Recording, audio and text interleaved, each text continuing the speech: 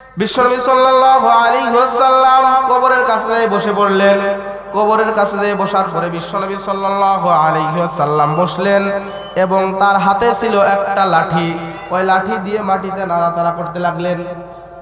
বারা ইবনে আজিব রাদিয়াল্লাহু তাআলা আনহু হাদিসের মধ্যে বলেছেন, মুরব্বী মানুষ, বৃদ্ধা মানুষ অনেকেই চিন্তায় পড়ে গেলে লাঠি দিয়ে মানুষ যেমন আঁকাআঁকি করে, বিশ্বনবী সাল্লাল্লাহু আলাইহি ওয়াসাল্লাম ঠিক তেমনি ভাবে আঁকাআঁকি করতেছে।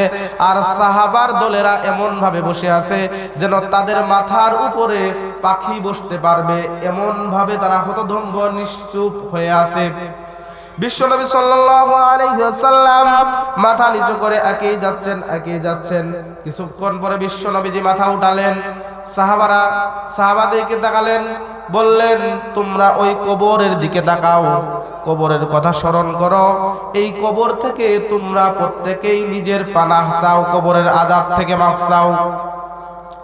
এই কথা বলে বিশ্বনবী সাল্লাল্লাহু আলাইহি ওয়াসাল্লাম বললেন, সাহাবার দলেরা রে, ও আমার সাহাবার দলেরা, তোমরা শুনে রাখো, পৃথিবীর উপর থেকে যদি কোনো বান্দা ভালো কাজ করে, ভালো কানে শোনে, অন্তর দিয়ে বিবেক দিয়ে চিন্তা করে, এই সমস্ত ব্যক্তিদেরকে ইসলামে বলা হয় মুমিন ব্যক্তি। কি বলা হয়? মুমিন ব্যক্তি, ইসলাম ওয়ালা। এই মুমিন ওয়ালা ব্যক্তি যখন তার এই পৃথিবীর থেকে বিদায় নেওয়ার সময় হয়ে যাবে, তার কেমন বিদায় হবে এইটা আমি তোমাদের একটু বলে দিই। সাহাবার দলেরা, বিশ্বনবী সাল্লাল্লাহু আলাইহি ওয়াসাল্লাম সাহাবাদেরকে বলতে লাগলেন, মুমিন ব্যক্তি যখন পৃথিবীর থেকে যাওয়ার সময় হয়ে যায়, মৃত্যুর দিন যখন চলে আসে, মৃত্যুর সময় যখন অগ্রসর হয়ে আসে, তখন আল্লাহ পাক রব্বুল আলামিন ওই মুমিন বান্দার রূহকে, ওই মুমিন বান্দার আত্মাকে রিসিভ করার জন্য আসমান থেকে হাজার হাজার ফেরেশতা নাজিল করে দেন। আল্লাহ পাক রব্বুল আলামিন হাজার হাজার ফেরেশতা কেন নাজিল করে দেন? ওই মুমিন বান্দার জান কবজ করা হবে, মালাকুল মাউত কিছুক্ষণের মধ্যেই চলে আসবে। ওই মুহূর্তে মুমিন বান্দা বসে থাক অথবা শুয়ে থাক, বিশ্বনবী সাল্লাল্লাহু আলাইহি ওয়াসাল্লাম বললেন, তার দুই চক্ষু দ্বারা তার নজর যত দূর পর্যন্ত যায়, আল্লাহ তাআলার পক্ষ থেকে সাদা দবদবে ফেরেশতার দলেরা তাকে সেলুট জানায়, রেড কার্পেটের মতো সংবর্ধনা জানাইতে থাকে। সুবহানাল্লাহ। বিশ্বনবী সাল্লাল্লাহু আলাইহি ওয়াসাল্লাম বললেন, যখন ফেরেশতার দলেরা বসে যায়, ইতিমধ্যে ফেরেশতার দলেরা স্বাগত জানায়, স্যালুট জানায়, ইতিমধ্যেই তার রূহ কবজ হয়ে যাবে, জান কবজ হবে। আমরা যাকে বাংলায় বলি ইন্তেকাল করেছে অথবা মারা গেছে। বিশ্বনবী সাল্লাল্লাহু আলাইহি ওয়াসাল্লাম বললেন, সাহাবার দলেরা যখন স্যালুট করার জন্য বসে যায়, তার পরপরই মালাকুল মাউত, মৃত্যু নামক ফেরেশতা ওই বান্দার কাছে, মুমিন বান্দার কাছে এসে হাজির হয়। মালাকুল মাউত যখন এসে হাজির হয়ে যায়, বলে, ইয়া আইয়াতুহান নাফসুল হামিদা, হে প্রশংসনীয় মুমিন বান্দার আত্মা, তুমি বের হয়ে আসো। কি বলে? হে প্রশংসনীয় আত্মা, মুমিন বান্দার মধ্য থেকে তুমি বের হয়ে আসো। এই কথা আজরাইল আলাইহিস সালাতু ওয়াস সালাম এসে মুমিন বান্দাকে বলে। আমরা একটা আয়াত সবাই জানি, কুল্লু নাফসিন যায়িকাতুল মাউত, মৃত্যুর স্বাদ আমাদের গ্রহণ করা লাগবে, এই কথা আমরা জানি না? আমরা একটা শব্দের ব্যাখ্যা অনেকেই জীবনে শুনি নাই, মৃত্যুর স্বাদ বলে একটা কথা আছে, স্বাদ শুনিনি? মৃত্যুর স্বাদ, এই স্বাদ দুই প্রকার হইতে পারে, একটা খারাপ স্বাদ, একটা ভালো স্বাদ। আমরা খাবার খাওয়ার সময় যদি খাবার দুর্গন্ধ হয়, নষ্ট হয়, অথবা খাবার যদি ভালো না হয় তার একটা স্বাদ আমরা পাই, খাবার যদি ভালো হয় তারও একটা ভালো স্বাদ পাই কি পাই না? বিশ্বনবী সাল্লাল্লাহু আলাইহি ওয়াসাল্লাম বললেন, মালাকুল মাউত ফেরেশতা যখন মুমিন বান্দার কাছে চলে আসে, তখন বলে, ইয়া আইয়াতুহান নাফসুল হামিদা, প্রশংসনীয় আত্মা, তুমি বের হয়ে আসো। বিশ্বনবীজি বললেন, মুমিন বান্দার আত্মা বের হওয়ার কথা বলার সাথে সাথে মুমিন বান্দার মধ্য থেকে এমন ভাবে তার রূহকে বের করে আনা হয়, যেমন কলসি থেকে পানি ঢালার পরে যখন কলসির মধ্যে 4-5 ফোঁটা পানি থাকে, ওই পানি ঢালার সময় যেমন 1 ফুট পরে আবার কয়েক সেকেন্ড দেরি হয়, এত আস্তে ফুটা পরে বিশ্বনবী বললেন, এইভাবে মুমিন বান্দার থেকে আদবের সাথে, ভদ্রতার সাথে, সম্মানের সাথে মালাকুল মাউত ফেরেশতা জানটা কবজ করে নেয়, রূহটা হাতের মধ্যে নিয়ে নেয়। তবে হাতের মধ্যে নেওয়ার পরে মুমিন বান্দার আত্মা দিয়ে, তার রূহ দিয়ে সুন্দর একটা বাসনা, সুঘ্রাণ, সুগন্ধি বের হইতে থাকে। ওই মুমিন বান্দার আত্মা আজরাইল আলাইহিস সালাতু ওয়াস সালাম বেশি সময় হাতের মধ্যে রাখতে পারে না, কারণ সেলিউট করার জন্য যেই সমস্ত ফেরেশতারা আল্লাহ পাক রব্বুল আলামিন পাঠাইছে, তারা মালাকুল মাউতের হাত থেকে কেড়ে নেয়, বলে আত্মা আমাদের কাছে দিয়ে দেন, আত্মা আপনার কাছে রাখা হবে না। আল্লাহ পাক রব্বুল আলামিনের সেই ফেরেশতারা জান্নাত থেকে কাফনের কাপড় নিয়ে আসে, কাফনের কাপড়ের মধ্যে আত্মাটাকে মুড়ায়। আজরাইল আলাইহিস সালাতু ওয়াস সালামের কাছ থেকে নিয়ে নিল, নেয়ার পরে আত্মাকে মুড়ায়ে আসমানের দিকে উঠতে থাকলো। কোথায় উঠতে থাকলো? আসমানের দিকে উঠতে থাকলো। আসমানের দিকে উঠতে উঠতে এই ফাঁকা শূন্য জমিন ছেড়ে যখন আসমানের দিকে উঠে গেল, বিশ্বনবী সাল্লাল্লাহু আলাইহি ওয়াসাল্লাম বললেন, প্রথম আসমানের কাছে যখন এই সেলিউট করা ফেরেশতাগুলো আত্মাকে নিয়ে প্রবেশ করবে, প্রথম আসমানের দ্বাররক্ষী ফেরেশতা আছে, দ্বাররক্ষী ফেরেশতারা বলল, তোমরা কাকে নিয়ে আসছো? এত সুঘ্রাণ, এত সুগন্ধি তো আমরা এই পৃথিবীর মধ্যে কোনোদিন পাইনি। তারা বলবে, এইটা অমুক গ্রামের, হুদা কুশুবাড়িয়া গ্রামের, সুন্দর নাম ধরে বলবে, অমুকের ছেলে, অমুকের আত্মা, এই আত্মাকে আমরা নিয়ে যাচ্ছি। তখন প্রথম আসমানের যে লাখ লাখ কোটি কোটি ফেরেশতা আছে, এই আত্মাকে তারা স্বাগত জানায়, প্রথম আসমানের দরজা খুলে দিয়ে, গেটকে খুলে দিয়ে সেলিউট সম্মান করতে করতে দ্বিতীয় আসমানের দিকে ট্রান্সফার করে দেয়। বিশ্বনবী মুহাম্মদ রাসূলুল্লাহ সাল্লাল্লাহু আলাইহি ওয়াসাল্লাম কিন্তু হাদিস এখনো শেষ হয় নাই, কবরের ওখানেই বসে আছেন। তিনি বলতেছেন, এই আত্মাকে নিতে নিতে প্রথম আসমান, দ্বিতীয় আসমান, তৃতীয় আসমান, এমন করে সপ্তম আসমানে যখন নিয়ে যায়, তখন আরশে কুরসি থেকে মহান রব্বুল আলামিন ডাক দিয়ে বলে, থাম ফেরেশতারা, তোদের আর আশা লাগবে না, উকতুবু কিতাবা ফি ইল্লিয়িন, এই বান্দার আমল নামাকে তোমরা ইল্লিয়িন নামক জগতে ট্রান্সফার করে লিপিবদ্ধ করে দাও। সপ্তম আসমান থেকে আর উঠা লাগলো না। ইল্লিয়িন নামক একটা সুন্দর জগৎ, মুমিন বান্দাদের জগৎ। এখানে আল্লাহ তাআলা কি বললেন? মুমিন বান্দার রূহকে ট্রান্সফার করে ইল্লিয়িন নামক জায়গায় তার আমল নামা লিপিবদ্ধ করে দিতে বললেন। মুসলমানের আরে হুদা কুশুমারিয়া গ্রামবাসী, ভালো করে শুনে রাখবো, আমাদের যাদের আত্মা কবজ করা হয়েছে, যেই মুমিন বান্দার আত্মা নিতে নিতে স্বাগত জানাইতে জানাইতে সপ্তম আসমানে পৌঁছায় গেছে, কিন্তু আমরা হুদা কুশুমারিয়ার মানুষ, তার বডিটাকে নিয়ে গোসল করাচ্ছি, খাটিয়াই রাখতেছি, এইটা কিন্তু আমরা ভুলে যাইনি। বিশ্বনবী মুহাম্মদুর রাসূলুল্লাহ সাল্লাল্লাহু আলাইহি ওয়াসাল্লাম বললেন, আত্মা বহনকারীরা আত্মা নিয়ে গেছে, কিন্তু বডিকে আমরা গোসল করাচ্ছি। এই বডিকে স্বাগত জানানোর জন্য আল্লাহ তাআলা রূহ নেয়ার সাথে সাথে আরেক দল ফেরেশতাদেরকে পাঠিয়ে দেন। সুবহানাল্লাহ। ওইদিকে আত্মা নিয়ে ইল্লিয়িনে তার আমলনামা লিপিবদ্ধ করা হয়ে গেছে, এদিকে আমরা কুশুবাড়িয়া গ্রামে তার লাশকে দাফন করার পরে জানাজা দিলাম, কবরে নামায়ে দিলাম। কবরে যখন মাটি দিয়ে, আমরা মাটি চাপা দিয়ে যখন আমরা বাড়ির দিকে ফেরত চলে আসি, আল্লাহ পাক রব্বুল আলামিন বললেন, তার আমলনামা যেহেতু ইল্লিয়িনে ট্রান্সফার করা হয়ে গেছে, এখন এর আত্মাকে তোমরা এর কবরের মধ্য দিয়ে দাও, এই ব্যক্তির রূহকে আবার এই ব্যক্তিকে জীবিত করা হোক। এইবার ভাইরা আবার শুরু হয়ে যাবে কবরের প্রশ্ন। আমরা সবাই জানি কবরের মধ্যে যাওয়ার পরে আমাদের কবরে প্রশ্ন করা হবে, এইটা আমরা জানি কি জানি না? যে আমাদের কবরের মধ্যে প্রশ্ন করা হবে। কয়টা প্রশ্ন করা হবে? কয়টা? 3টা অথবা 4টা। কয়টা? 3টা অথবা 4টা। কারো কারো জন্য 4টা, কারো কারো জন্য 3টা। এইটা আমরা আজকে জেনে নেব, আমাদের ভুল ভেঙে যাবে। আমরা সারা জীবন জানি কয়টা? 3টা, কিন্তু কারোর জন্য 4টা, কারোর জন্য 3টা। এইটা আবার কেমন হয়ে গেল? এটা আমার কথা না, আপনার কথা না, এর ফয়সালা দিচ্ছেন বিশ্বনবী জনাব মুহাম্মদুর রাসূলুল্লাহ সাল্লাল্লাহু আলাইহি ওয়াসাল্লাম বললেন, এদিক থেকে আমরা যখন বডি তার কবরে নামায়ে মাটি দিয়ে চলে আসি, ওই রূহকে আবার ফেরত দেওয়া হয়। রূহকে ফেরত দেওয়ার সাথে সাথে কবরের মধ্যে দুইজন ফেরেশতা থাকে। কয়জন? দুইজন ফেরেশতা থাকে। ওই ফেরেশতার দলেলা এই মানুষকে আবার জীবিত করে, রূহ দেওয়ার পরে জীবিত হওয়ার পরে উঠায় বসায়। কি করে? উঠায় বসায়। বসানোর পরে প্রথম প্রশ্ন করে, মান রব্বুকা। কি প্রশ্ন করে? মান রব্বুকা, তোমার রবকে।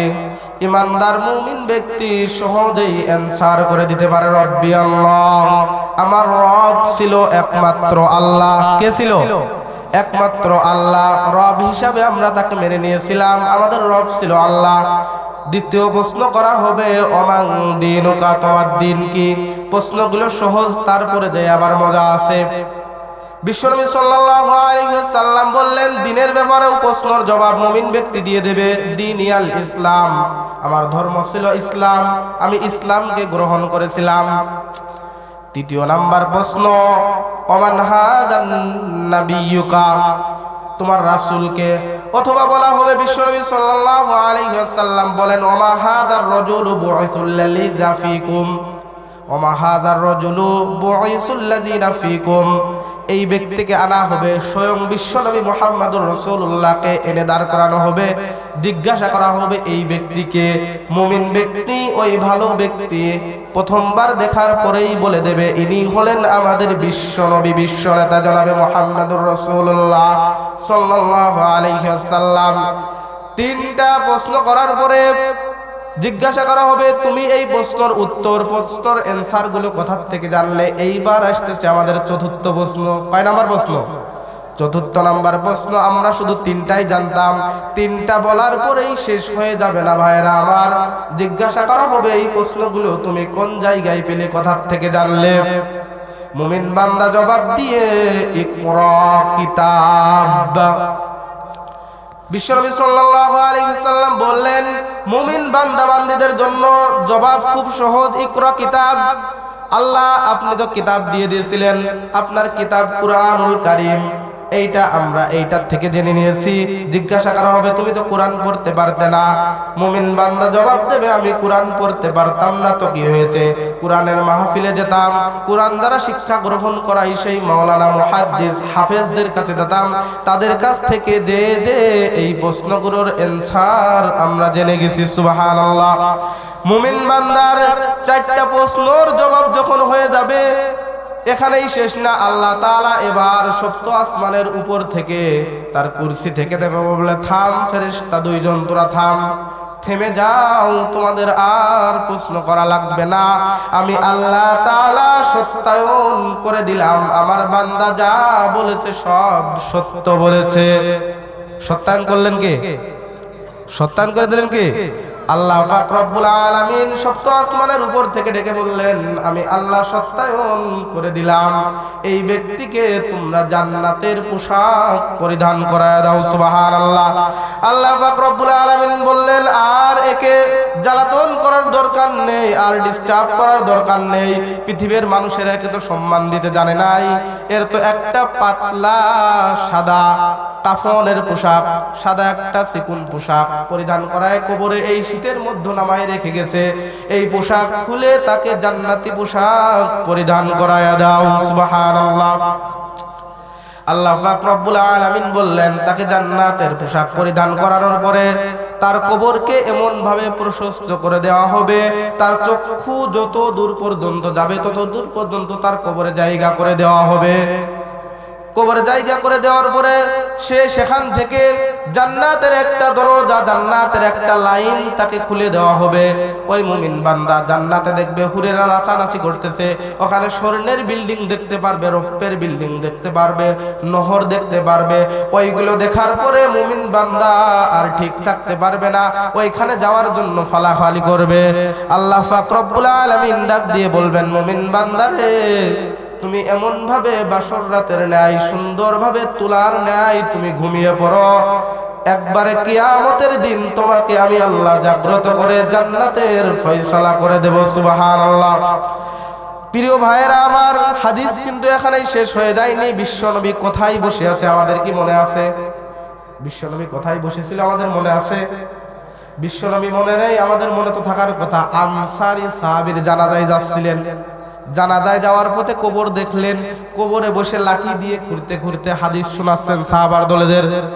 বিশ্বনবী সাল্লাল্লাহু আলাইহি ওয়াসাল্লাম হাদিস এখানেই সমাপ্ত করলেন না। তিনি বললেন, মুমিন বান্দাদের বৈশিষ্ট্য, মুমিনদের কথা তো তোমার জানালাম, এবার তোমাদেরকে আমি যা বলাই, এবার তোমাদেরকে আমি বলে দেব ওই সমস্ত খবিস, ওই সমস্ত খারাপ জাহান্নামী ব্যক্তিদের কথা, ওই সমস্ত পাপাসিষ্ট লোকের কথা, যারা তাদের কানে ভালো কথা শুনতে পারে না, যারা তাদের চক্ষু দ্বারা ভালো জিনিস, কোরআন কিতাব, ভালো জিনিস, আলেম উলামা, ভালো জিনিস, ওয়াজ নসিহত এইগুলো দেখতে পারে না, যারা যাদের বিবেক দিয়ে ভালো ওয়াজ করতে পারে না, যারা যাদের বিবেক দিয়ে ভালো বিচার বিশ্লেষণ করতে পারে না, যারা যাদের অন্তর দিয়ে সঠিক কিছু বিবেচনা করতে পারে না, এই সমস্ত পাপাচার অন্যায়কারী পাপিষ্ট বান্দাদেরকে যখন এই পৃথিবী থেকে ছাড়ার সময় হয়ে যায়, তখন কেমন অবস্থা হয় সেটাও আমি তোমাদের জানাই দেব। এ কথা কে বললেন? বিশ্বনবী জনাবে মুহাম্মদুর রাসূলুল্লাহ। সাহাবার দলেরা চাতক পাখির নাই বসে আছে। বিশ্বনবীজি বললেন, পাপিষ্ট বান্দার যখন এই পৃথিবীর থেকে যাওয়ার সময় হয়ে যায়, এই পৃথিবীর থেকে বিদায় নেওয়ার যখন সময় হয়ে যায়, তখন আল্লাহ পাক রব্বুল আলামিন মুষ্টি কয়েক কিছু বান্দাদেরকে পাঠিয়ে দেন আসমান থেকে। মুমিন বান্দার সময় পাঠাইছিলেন হাজার হাজার ফেরেশতা, আর খবিস পাপিষ্ট বান্দার সময় কিছু বান্দাদেরকে পাঠান। মুমিন বান্দাদের রিসিভ করার জন্য পাঠাইছিলেন জান্নাত থেকে কাপড় সাদা। এই খবিস বান্দা পাপিষ্ট যারা পাপ কাজে লিপ্ত থাকে, যারা অন্যায় অপদস্থ কাজ ছাড়া কিছুই বোঝে না, তাদের জন্য মহান রব্বুল আলামিন কিছু ফেরেশতা পাঠান এবং তাদের কাছে এমন মোটা মোটা পুরু সালার চটের মতো, কুষ্টার বস্তার মতো বস্তা দিয়ে পাঠিয়ে দেন। পাঠিয়ে দেওয়ার পরে ওই খবিস পাপিষ্ট বান্দার সামনে বসে পড়ে। এমন সময় বসে পড়ার পরে মালাকুল মাউত হযরত আলাইহিস সালাতু আজরাইল আলাইহিস সালাতু আসসালাম এসে উপস্থিত হয়ে যান। উপস্থিত হওয়ার পরে আলগোসে তার মাথার কাছে বসেন। বসার পরে বলেন, ইয়া আইয়াতুহান নাফসুল খবিসা, হে পাপিষ্ট আত্মা, হে কু আত্মা, কুপ্রশংসনীয় আত্মা, বের হয়ে আসো। ওই খারাপ পাপিষ্ট ব্যক্তির মধ্য থেকে আত্মা আর বের হতে চায় না, তার সারা বডির মধ্যে, সারা শরীরের মধ্যে আত্মা ছড়ায় যায়। বিশ্বনবী সাল্লাল্লাহু আলাইহি ওয়াসাল্লাম বললেন, পাপিষ্ট ব্যক্তির আত্মাকে যখন আজরাইল আলাইহিস সালাতু ওয়াসসালাম বের করার জন্য আসেন, তার বুকের উপর এমন ভাবে থাবা দেন, তার মধ্য থেকে আত্মা এমন ভাবে বের করেন, ভিজা রুইয়ের মধ্য থেকে উল যেমন বের করা কষ্ট। ভিজা রুইয়ের মধ্য থেকে উল বের করা বললে আপনারা বুঝবেন না। এই পশমের প্রত্যেক গুড়ায় গুড়ায় যদি কাটা মারা হয়, পেরেক মারা হয়, সুস্থ শরীরে আমাদের জীবন থাকাকালে যেরকম কষ্ট হবে, হাতুড়ি দিয়ে যদি আমাদের এর মধ্যে পেরেক মারা হয়, ভিজা উলের মধ্য থেকে, ভিজা রুইয়ের মধ্য থেকে উল্কা উঠায় নিতে ঠিক তেমন কষ্ট হবে। প্রিয় ভাইয়েরা আমার, পাপিষ্ট অন্যায় অপদস্থ অন্যায়কারী ব্যক্তিদের তাদের রুহু ঠিক তেমনি ভাবে পেরেক মারার মতো কষ্ট দিয়ে তার মধ্য থেকে জান কবজ করে নেবে। তার রুহুকে বের করে নেওয়ার সঙ্গে সঙ্গে আগের বারের মতো আজরাইল আলাইহিস সালাতু ওয়াসসালামের থেকে ওই সালার মধ্যে ফেরেশতারা তার রুহুকে পেঁচায়ে মুড়ায় ফেলবে। বলবে, এ কি দুর্গন্ধনীয় আত্মা, এরকম দুর্গন্ধ তো পৃথিবীতে আমরা কোনোদিন ঘ্রাণ এরকম দুর্গন্ধ পাই নাই। তার আত্মাকে বের করে নেওয়া হবে। প্রিয় ভাইয়েরা আমার, আমি হাদিসে আগেই বলে নিয়েছিলাম, আমাদের কান থাকতেও আমরা কান দিয়ে কথা বের করে দিই। ঠিক তেমনি ভাবে আমি বলতে চাই, আজকে আমরা শুনলাম, আমাদের চিন্তায় আনার দরকার যে আমাদের আত্মাটা কোন ভাবে কবজ হবে, আমাদের আত্মাটা কিভাবে বের করা হবে। মনোযোগ আছে না গেছে? মনোযোগ আছে তো? তাহলে খবিস পাপিষ্ট বান্দার আত্মা কিভাবে বের করা হবে বোঝা গেল। যে পশমের মধ্যে পেরেক মারলে যেরকম কষ্ট, ঠিক তেমন কষ্ট দিয়ে আত্মা বের করা হবে। শুধু আত্মা বের করা হবে না, বিশ্বনবী এখানে হাদিস শেষ করে দেননি। বিশ্বনবী সাল্লাল্লাহু আলাইহি ওয়াসাল্লাম ফরমায়েছেন, ঠিক তেমনি ভাবে মুমিন বান্দার ফেরেশতা যেমন প্রত্যেক জায়গায় সেলিউট পাইছে, ঠিক তেমনি ভাবে পাপিষ্ট বান্দার এই আত্মাকে নিয়ে যখন ফেরেশতার দলেরা আসমানের দিকে উঠতে যায়, প্রথমের আসমানের কাছে যখন চলে যায়, প্রথম আসমানের কাছে যাওয়ার সঙ্গে সঙ্গে প্রথম আসমানের দ্বাররক্ষী সিকিউরিটি ফেরেশতারা তারা বললে, তোমরা কাকে আনছো, এখান থেকে এত দুর্গন্ধ ছড়ায় কেন? তখন ওই ফেরেশতা জবাব দিয়ে দেবে যে এই কুশবাড়িয়া গ্রামের অমুকের ছেলে অমুক, সব থেকে নিকৃষ্ট নাম ধরে ডাকবে, তার যেই নামে সবাই টিটকারি উপহাস করত ওই নাম ধরে ডাকবে, বলবে অমুকের পুত্র অমুককে উঠায় নিয়ে আসতেছি। ফেরেশতার দলরা বলে, এখানে গেট খোলার কোনো সুযোগ হবে না। প্রিয় ভাইরা আমার, ওখান থেকে উঠার কোনো ক্ষমতা, সক্ষমতা, অর্ডার তারা পাবে না, প্রথম আসমানে উঠতে পারবে না। আল্লাহ পাক রব্বুল আলামিন সপ্ত আসমানের উপর থেকে তার কুরসি থেকে তিনি ডাক দেবেন, ফেরেশতার দলেরা থেমে যাও, উক্তুবু কিতাবা ফি সিজ্জিন, তার কিতাবকে, তার আমলনামাকে সিজ্জিন নামক দুনিয়ার নিকৃষ্ট জায়গায় তোমরা লিপিবদ্ধ করে দাও। সপ্ত আসমান দূরের কথা, ষষ্ঠ আসমান, প্রথম আসমান, তৃতীয় দ্বিতীয় কোনো আসমানে উঠতে পারবে না, তার রূহকে আসমানেই নেওয়া হবে না। এই পৃথিবীর মধ্য থেকে অদৃশ্য একটা জায়গা আছে, যেই জায়গার নাম সিজ্জিন। জায়গার নাম কি? সিজ্জিন। আল্লাহ তাআলা অদৃশ্য একটা জগৎ, নিকৃষ্টদের জন্য একটা জগৎ রেখে দিয়েছেন, ওই জগতের নাম সিজ্জিন। ওই সিজ্জিনের মধ্যে এই পাপিষ্ট ব্যক্তির আত্মাকে ট্রান্সফার করে আমলনামা ওখানে লিপিবদ্ধ করে দেওয়া হবে। বিশ্বনবী সাল্লাল্লাহু আলাইহি ওয়াসাল্লাম বললেন, আগের মতোই হাদিস, আগের কথা স্মরণ করে এদিকে বডি নিয়ে আমরা কবর দিলাম, দাফন করলাম, দাফন করে চলে আসলাম। আল্লাহ পাক রব্বুল আলামিন বলবেন, ফেরেশতার দলেরা তার রূহ তার কবরের মধ্যে, তার বডির মধ্যে দিয়ে দাও। বডির মধ্যে দেওয়ার পরে তাকে দুইজন ফেরেশতা এসে উঠাবে। উঠানোর পরে সেম আগের মতো তিনটা প্রশ্ন করবে। প্রশ্ন যখন করবে, মান রব্বুকা, তোমার রবকে, ওই বান্দা খবিস পাপিষ্ট বান্দা জবাব দেবে, হা হা লা আদ্রি, আমি জানি না, আমি কিচ্ছু জানি না, আমার বলার মতো কিচ্ছু নাই। দ্বিতীয় প্রশ্ন চলে যাবে, তৃতীয় প্রশ্ন চলে যাবে। তৃতীয় নাম্বার প্রশ্ন না পারার পরে বিশ্বনবীকে হাজির করা হবে। বিশ্বনবীকে হাজির করবে। বিশ্বনবীকে হাজির করার পরে বলবে, একে তো আমি কোনোদিন দেখিনি, এই ব্যক্তিকে তো আমি চিনি না। এই কথা বলার সঙ্গে সঙ্গে আল্লাহ পাক রব্বুল আলামিন চতুর্থ প্রশ্নই যাওয়ার কোনো অপশন দেবেন না। তাহলে এই ব্যক্তির জন্য প্রশ্ন কয়টা হইল? আগের ব্যক্তির জন্য প্রশ্ন কয়টা ছিল? চারটা। তাহলে তিনটা প্রশ্নই পারেনি, চতুর্থ প্রশ্নই যাওয়ার কোনো অপশন তার জন্য রাখা হয়নি। আল্লাহ তাআলা তার কুরসি থেকে ডাক দিয়ে বলে, ফেরেশতা থাম থাম, আমার আর সহ্য হয় না, আমার বান্দা যা বলে সব মিথ্যা কথা বলতেছে। কারণ সে আল্লাহকে রব এইটা বলতে পারেনি, ইসলাম তার ধর্ম এইটা বলতে পারেনি, তার নবীকে দেখে সে চিনতে পারেনি, আল্লাহর এইটা অনেক কষ্ট লাগছে। আল্লাহ তাআলা সপ্ত আসমানের উপর থেকে বললেন, ফেরেশতার দলেরা থেমে যাও, সে সব যা বলেছে সবই মিথ্যা কথা বলেছে। তখন আল্লাহ পাক রব্বুল আলামিন যখন এই কথা বলে দিল, বলার পরেই শেষ করলেন না, আল্লাহ পাক বললেন, তার গায়ের মধ্যে, তার শরীরের মধ্যে জাহান্নাম থেকে একটা পোশাক বের করে আনো, যেই পোশাকে আগুন দাউ দাউ করে জ্বলতেছে, ওই রকম একটা পোশাক এনে আমার এই মিথ্যাবাদী বান্দার গায়ে তোমরা পরায় দাও। নাউযুবিল্লাহি মিন জালিক।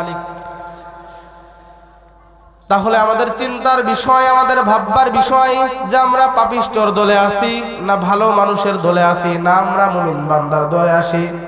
আমি আহ্বান করব, যতটুকু সময় আরো কথা হবে, আমার যে সমস্ত ভাইরা বাইরে ঘোরাফেরা করতেছেন, এলোমেলো করতেছেন, মাহফিলের প্যান্ডেলে এসে বসে যান। আল্লাহ পাক রব্বুল আলামিন বললেন, তার জাহান্নামের পোশাক পরিধান করে দেওয়ার পরেই শেষ হবে না। মুমিন বান্দার কবরকে প্রশস্ত করা হয়েছিল, আর এই ব্যক্তির কবরকে আল্লাহ তাআলা অর্ডার দিয়ে দেবেন ওই মাটিকে বলবেন যে, কবরের মাটি তোমরা এমন ভাবে আস্তে আস্তে সংকীর্ণ করে ফেলো, এমন ভাবে জীর্ণ শীর্ণ করে ফেলো, ওই জাহান্নামী পাপিষ্ট বান্দার এক পাজরের হাড় অন্য পাজরের মধ্য দিয়ে গুঁড়ো গুঁড়ো হয়ে যায়। এইরকম ব্যবহার করো তোমরা তার সাথে। আল্লাহ পাক রব্বুল আলামিন এটা বলে শেষ করলেন না, বললেন ফেরেশতার দলেরা রে, তোরা জাহান্নামের মধ্য থেকে জাহান্নামের একটা দরজা তার কবরের মধ্যে খুলে দে। কিছুক্ষণ পরে জাহান্নামের মধ্য থেকে গরম দাও দাও আওয়াজে, গরম দাও দাও আগুনের অগ্নিকুণ্ড ওই কবরের মধ্যে আসতে থাকবে, এবং অন্ধকারে এমন এক কুচ্ছন্ন এমন কালো বর্ণের একজন ব্যক্তি আসবে, তার হাতে থাকবে বড় বল্লভ গন্ডি, ওইটা দিয়ে মাথার উপর একটা এমন একটা বাড়ি দেবে, মাথার ঘিলু টিলু সমস্ত কিছু গলে গলে তার নাক মুখ বেয়ে মাটিতে পড়ে যাবে। আল্লাহ পাক রব্বুল আলামিন বললেন ফেরেশতার দলেরা তোমাদের দায়িত্ব শেষ, তোমরা সরে যাও। আর আমার এই বান্দাকে, এই জাহান্নামী বান্দাকে যতদিন পর্যন্ত কিয়ামত না হবে, যতদিন পর্যন্ত হাসরে বিচার নিচারের দিন না আসবে, ততদিন পর্যন্ত এই আমার এই জাহান্নামী পাপিষ্ঠ বান্দাকে এই আযাব এইভাবেই চলতে থাকবে। প্রিয় ভাইয়েরা আমার, সম্মানিত হুদা কুশবাড়িয়া গ্রামের মানুষ, আমাদের খেয়াল করা দরকার আল্লাহ তাআলা আমাদের মৃত্যুকে, আমাদের জান কবজকে, আমাদের কবরকে কেমন ব্যবস্থা করেছেন, কেমন ভাবে সাজায় রাখছেন। তখন আমাদের আমল নামার কথা কিন্তু এখনো শেষ হয়নি। আমাদের আমল নামা লিপিবদ্ধ করা হয়েছে কোথায়? কারোর আমল নামা লিপিবদ্ধ করা হয়েছে সিজ্জিনে, কারোর আমল নামা লিপিবদ্ধ করা হয়েছে ইল্লিয়িনা। আমরা মানুষ বড় চালাক জাতি, মানুষ বড় তর্ক বিতর্ককারী জাতি। আল্লাহ পাক রব্বুল আলামিন, আমরা তার কাছে প্রশ্ন করব, আল্লাহ আমাদের তো এই কাজ আমরা করিনি, এই গুনাহ আমরা করিনি। আল্লাহ পাক রব্বুল আলামিন তখন ডেকে ডেকে বলবেন, ওয়া ইন্না আলাইকুম লাহাফিজিন। তোমরা বিশ্বাস করো আর না করো, এই দেখো তোমাদের জন্য আমি লেখার জন্য সম্মানিত দুইজন ফেরেশতা রেখে দিয়েছিলাম, কিরামান কাতিবিন। কিরামান আর কাতিবিন নামে দুইজন ফেরেশতা, তাদের লিপিবদ্ধ করার জন্য, জীবনের সবকিছু লেখার জন্য তোমার পিছন পিছন সব সময় লাগানো ছিল। আল্লাহ পাক রব্বুল আলামিন আমলনামাকে যখন নিজের হাতে দিয়ে দেবে, ইকরা কিতাব কাফা বিনাফসিকা ইয়াউমা আলাইকুম হাসিবা। আল্লাহ পাক রব্বুল আলামিনের সূরা বনী ইসরাঈলের 19 নম্বর আয়াতে মহান রব্বুল আলামিন বলেছেন, ইকরা কিতাব কাফা বিনাফসিকা আলাইকুম ইয়াউমান হাসিবা। আল্লাহ পাক রব্বুল আলামিন বলেছেন, যার যার কিতাব, যার যার আমলনামা তার নিজের নিজের হাতে দিয়ে দেওয়া হবে, সে পড়বে ফাতারুল মুজরিমিনা মুশফিকিন। তার হাতে যখন দিয়ে দেওয়া হবে তখন সে আমলনামা পড়বে। আমলনামা হাতে নেওয়ার পরে বলবে, চোখ বড় বড় করবে, চোখ বড় বড় করে বলবে, এটা আবার কেমন কিতাব, এটা আবার কেমন সংরক্ষণকারী বই, এ তো দেখতে ছোট উসারে নাই, বড় উসারে নাই। চক্ষু ফিরানোর সময় একদিকে আর নজরে তাকাইছিলাম, একটা মেয়ে যাচ্ছিল সেই দিকে আর নজরে তাকাইছিলাম, এইটাও দেখি সারে নাই। আল্লাহ পাক রব্বুল আলামিন বলতেছে, ওয়ালাকাদ খলাকনাল ইনসানা ওয়া না'লামু মা তুওয়াসবিসু বিহি নাফসুক। আল্লাহ পাক রব্বুল আলামিন বলতেছে, বান্দা তুমি খুব চালাক হয়ে গেছো, তুমি অত্যন্ত চালাকের পরিচয় দিচ্ছ, কিন্তু তুমি খেয়াল রাখো, ওয়ালাকাদ খলাকনাল ইনসানা ওয়া না'লামু মা তুওয়াসবিসু বিহি নাফসু। আমি আল্লাহ পাক রব্বুল আলামিন তুমি তোমার মুখ দিয়ে যা বলো সেইটা আমি শুনি। তুমি তোমার মুখ দিয়ে বলবা না, জিহ্বা ঠোঁট বন্ধ করে মনে মনে, ঠোঁট বন্ধ মনে মনে বলতেছি। আল্লাহ পাক রব্বুল আলামিন বলে, এটাও শুনি। আমাদের জিহ্বা বন্ধ, আমাদের দুই ঠোঁট বন্ধ, অন্তরে ফিল করতেছি যে এখন মাহফিল শেষ করে বাসার দিকে গাড়ি চালায় যাইতে হবে, এইটা ফিল করতেছি। আল্লাহ তাআলা বলে, এটাও শুনি। এটা কি আমার কথা? আল্লাহ তাআলা কি বলে, ওয়ালাকাদ খলাকনাল ইনসানা ওয়া না'লামু মা তুওয়াসবিসু বিহি নাফসু। আমি শুধু তোমরা যা বলো তাই না, তোমরা যা মুখ বন্ধ করে বলে সেটাও না, তোমরা অন্তরে যেইটা ভাবো সেইটাও আমি মহান রব্বুল আলামিন জানি। আমরা জিজ্ঞাসা করব, আল্লাহ আপনি কিভাবে জানলেন? আল্লাহ পাক রব্বুল আলামিন পরবর্তীতে তিনি নাজিল করে দিলেন ওয়ানাহনু আকরাবু ইলাইহি মিন হাবলিল ওয়ারিদ। সূরা কফের মধ্যে আল্লাহ পাক রব্বুল আলামিন জানাই দিয়েছেন ওয়ানাহনু আকরাবু ইলাইহি মিন হাবলিল ওয়ারিদ। তোমরা কি জানো না, তোমরা কি কোরআন পড়ো না, তোমরা কি কোরআন থেকে উপদেশ গ্রহণ করো না, আমি আল্লাহ পাক রব্বুল আলামিন তোমাদের ঘাড়ের এখানে যে ধমনী, ঘাড়ের এখানে শাহারগ নামে একটা রগ থাকে, তোমাদের নিজের বডি থেকে এই শাহারগ যতটা দূরে নয়, আমি আল্লাহ পাক রব্বুল আলামিন তার থেকেও তোমাদের কাছে। সুবহানাল্লাহ। আল্লাহ পাক রব্বুল আলামিন আমাদের কত কাছে, তিনি আমাদের সমস্ত কিছু দেখতেছেন। আমরা তবুও গুনাহ করি, আমরা তবুও পাপের কাজ করি, কারণ আমাদের বিবেক থাকতেও বিবেক নাই, আমাদের চক্ষু থাকতেও আমাদের চক্ষু নাই, আমাদের অন্তর থাকতেও আমরা অন্তরে ফিল করি না। আর একটা কথা, আর একটা আয়াত আমরা সবাই খেয়াল রাখবো। এই আয়াত মুসলমান ইমানদার আলেম উলামা হাফেজ ভাইরা আছে, তাদেরকে জানার জন্য খুব সহজ হবে। আল্লাহ পাক রব্বুল আলামিন সূরা আলাকের মধ্যে একটা আয়াত নাজিল করেছেন, আলাম ইয়ালাম বিআন্নাল্লাহা ইয়ারা। আল্লাহ পাক রব্বুল আলামিন বলেছেন, মুমিন বান্দা, আমার মুসলমান বান্দা বান্দি, তারা অন্যায় করে, তারা গুনাহ করে, তারা কি জানে না যে আমি আল্লাহ তাদেরকে সব সময় দৃষ্টি নজরের মধ্যে রাখি। এই কথা কে বলতেছে? আল্লাহ পাক রব্বুল আলামিন সূরা আলাকের 10 নম্বর আয়াতে বলতেছে, আলাম ইয়ালাম বিআন্নাল্লাহা ইয়ারা। হে রাসূল, আপনি বলে দেন, তারা কি দেখে না, তারা কি জানে না আমি আল্লাহ তাকে দেখতেছি, সব সময় তাকে দৃষ্টির মধ্যে রেখে দিচ্ছি। প্রিয় ভাইয়েরা আমার, সম্মানিত উপস্থিতি, আমরা ভালো কথা শোনার পরে ভালো কাজ করতে পারি না কেন? কারণ আমাদের অন্তর, আমাদের রূহ এইটা বুঝায় নিয়ে আসলাম এই কারণেই।